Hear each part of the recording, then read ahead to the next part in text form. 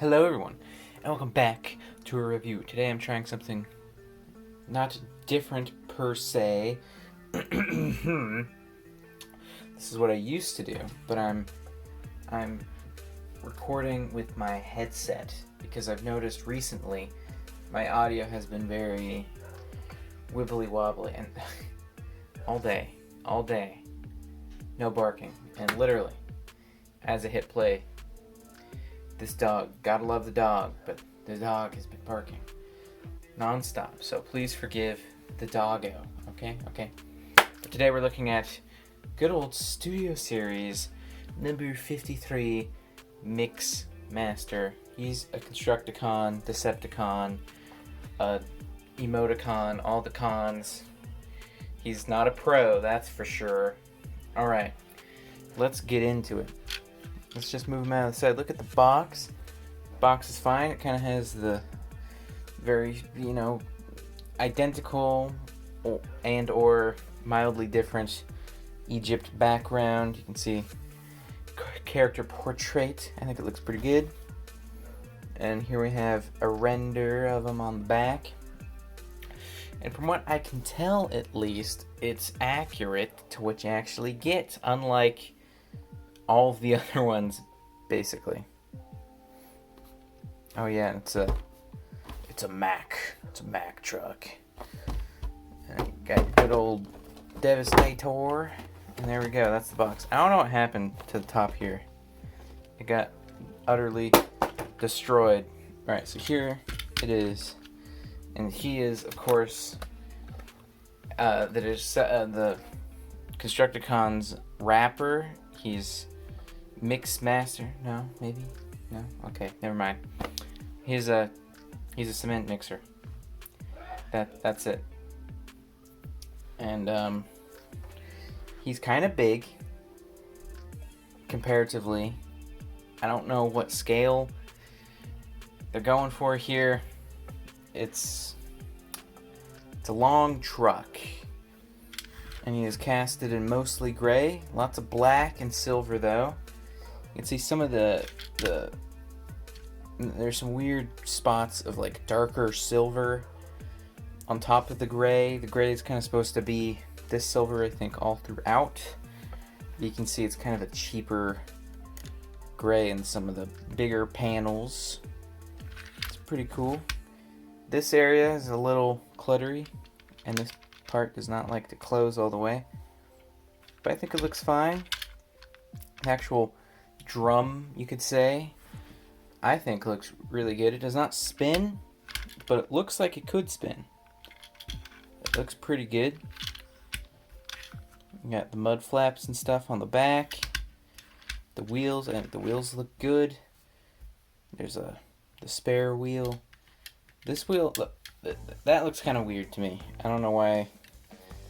There's some inconsistencies here. But overall, pretty good looking. Sick grill, and then he has the hood ornament, which is like, it's kind of hard to tell. Whoa. But it's supposed to look like the Mack dog, but with a Decepticon head. It's very fuzzy though, not just on camera. It's kind of hard to see in person. Alright, why don't we get him transformed? He turns into the neck/head. And it's fairly simple. So you're going to want to remove this part, and it just kind of wiggles off. It can feel a little scary at times. There we go. That was kind of janky. See, it's pretty weird. There's some strange beams and stuff. And we're approaching part former here, but it's fine, I guess. And here we have Devastator's face. Just like that, we're done. Just kidding. Alright. So we lift this part up, and you flip these panels out. That's why they're a different color right there.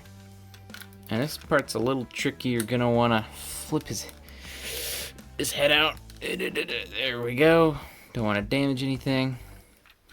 You can see that's pretty interesting. You could almost use it as a cockpit. You can flip these out. And then flip the windscreen back down. And these red bits will actually tab into the silver here.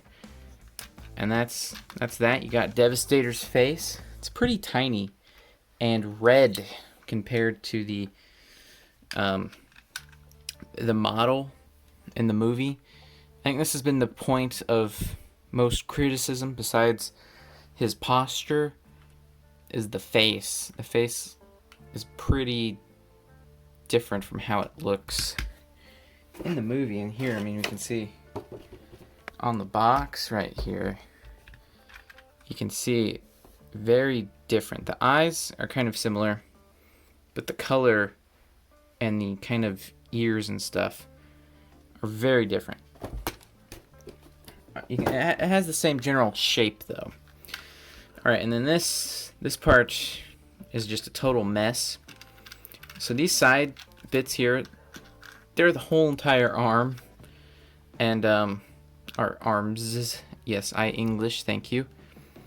And they just peel off. Now, a lot of people don't tell you, the instructions do not make this very clear. This is pegged in like, I think 4 different places. But it's pegged in here. So I'm gonna want to take it out from there. And then you can see there's another peg behind that. And then you're going to want to split this. Lots of splitting. And you're going to want to split the whole drum. There we go. And you can see it tabs in there, there, and there, and there. And then this piece right here also tucks under into this little crevice, which is kind of hard to see. Let's move the lights. It's a hot day. It's very hot. Whew. So yeah, it kind of tucks in under there. This gray piece, and also tabs in right there. Right there. And this side is just the same. And what you're gonna want to do, this part's a little weird. You're gonna want to flip it down, and it's gonna be at this 45-degree angle, and then you're gonna want to tab it into these ports right here. This kind of looks like a satellite or something. Secret sound wave transformation, question mark. Alright, so you're going to tab these back in. And you're going to want to take the legs, split them. They just tab in there and there. Flip them out. Flip them in. Right there. And they're going to... This is weird. The toes are going to slide in right there. So you're going to want to line everything up and do that. And they also, the thighs peg into here, but I almost never do that. It's kind of difficult to do. I'm not going to do it right now. And then, yep, plug this one in. Just kind of slide it in. And we're mostly good. Probably should have done this in a different order. But now you're going to want to flip these hands down. Split the top of the drum. And then you're going to want to untab the drum from the inside of the arm, which is kind of bizarre. So you just kind of grip it and then pull it out. You can see it tabs in right there. Boop, boop. The same with this one. Just kind of loosen it, move it out of the way, and then place them like that. Alright, then peg this part back together. Snap all this back together. Flip this down. And kind of tuck it back here like that. And you're going to want to take this piece and just tab it in like this, which is kind of weird. And I don't know, it doesn't really add anything in my opinion. This is kind of hard to do from this angle, which, hold on. Alright, I forgot to do something. You're going to want to slide this drum part forward to there.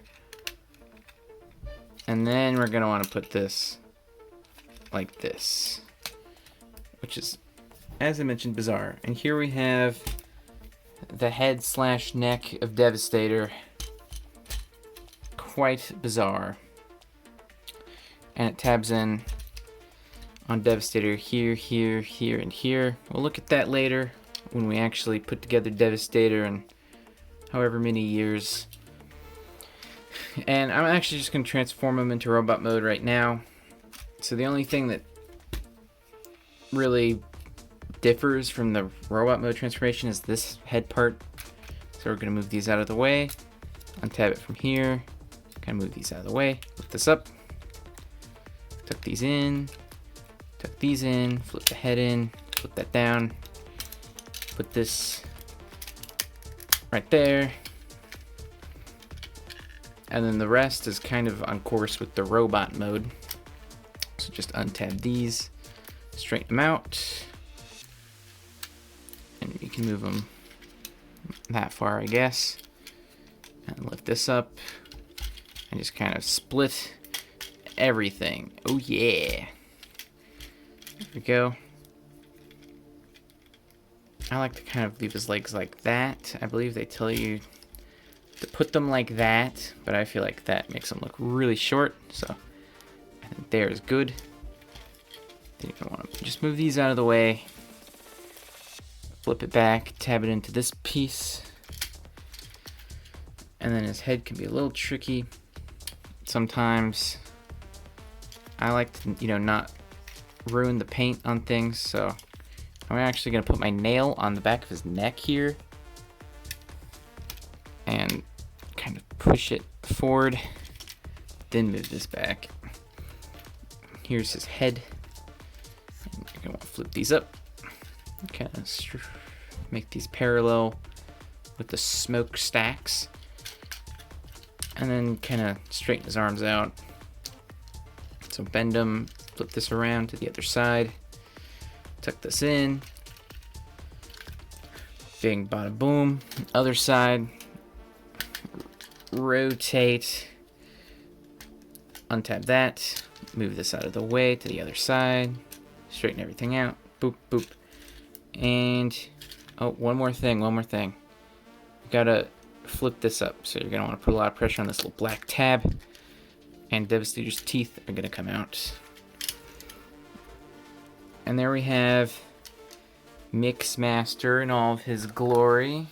He's kind of taking up a lot of space here. Oh no, I'm exposed again.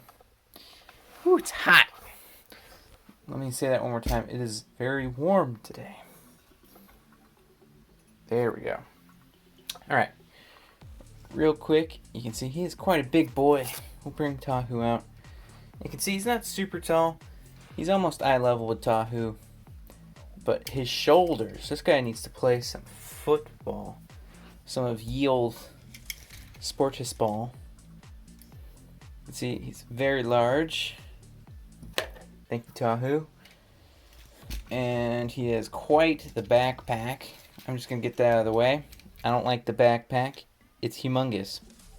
And it feels a little, I don't know, it reminds me of like Transformers Energon, where you just have this huge backpack that's like half the freaking truck.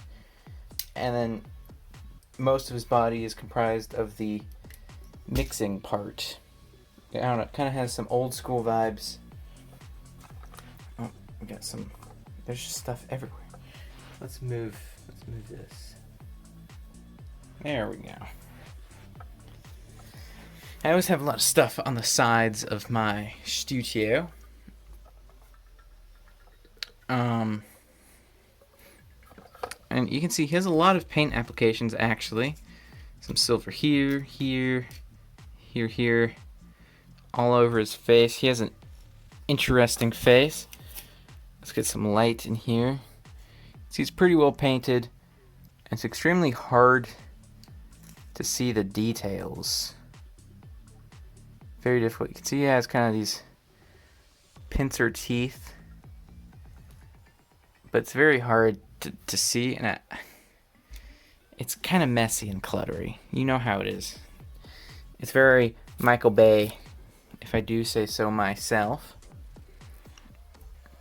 And I'm kind of having a moment with my tripod here. All right, let me move around. There we go. And let me just kind of move him around a little bit. You can see it's just very, I'm gonna say it, unique.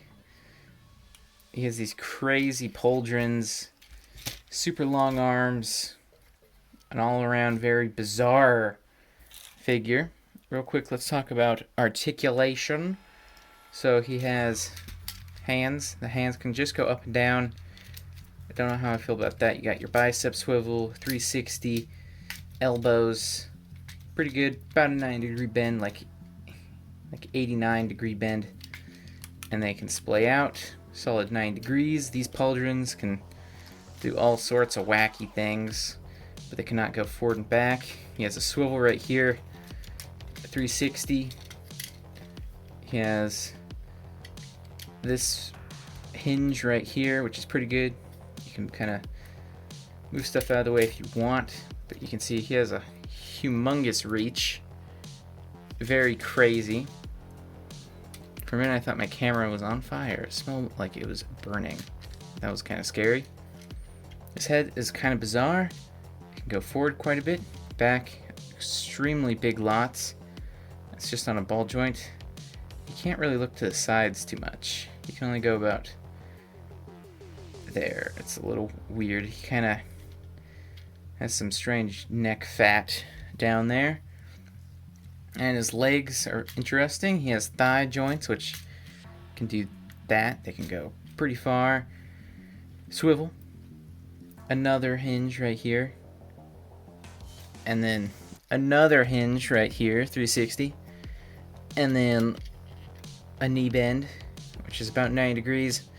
And a foot, which can go really far back and pretty far forward. I think that's a pretty good lunge right there. Pretty good. He can Naruto run, of course. And don't even get me started on the dabs this man can do. I mean, he just puts almost every figure to shame. I think we'll have to move the smokestack down. But I mean, you can just see this guy can pull off some major dabbage. Remember when dabbing was cool and not a joke? That was pretty funny. Alright, that's basically all I have to say about him. He's a Voyager, so I forgot to mention that at the beginning. Ludicrous. I'll have to restart the whole review. He's a Voyager, so he was $30 US, and he came out around 2019, 2020, like all the other Constructicons. I would say, comparatively, he's worth it. He is very extremely large. He is pretty... He pops out from all the other Constructicons, because all the other Constructicons are yellow and red, besides, you know, Mr. Dump Truck. But he pops out a lot. He's the only gray one. So I would recommend him. His transformation is okay. I think he looks good. He does not scale too well with the other Constructicons. I'll show them all together at a later date. But, I don't know, he feels like a little big, especially next to, like, the $50 figures, the, like, leader class figures. He seems very large, which is good for a Voyager. He's a meaty Voyager, so I think that's worth it. I would say go out and get him. He's probably one of the more objectively better Constructicons, I would say. He does have quite a big backpack, and he is really bulky. That could be a issue with you, though. So, I don't know. Alright, that's all I have to say, so peace out.